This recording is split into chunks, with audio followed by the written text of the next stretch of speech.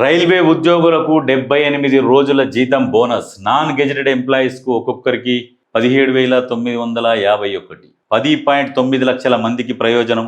ఇందుకోసం రూపాయలు 1,886 కోట్ల కేటాయింపు. బీహార్లో రూపాయి 6,000 కోట్ల విలువైన రైల్వే రహదారి అభివృద్ధి ప్రాజెక్టులకు గ్రీన్ సిగ్నల్. కొత్తగా 5,000 మెడికల్ పీజీ, 5,023 ఎంబీబీఎస్ సీట్లు పెంచాలని నిర్ణయం. మెరైన్ ఇండస్ట్రీకి 69,000 కోట్ల ప్యాకేజు. సిఎస్ఆర్ స్కీమ్ 2,277 కోట్లు.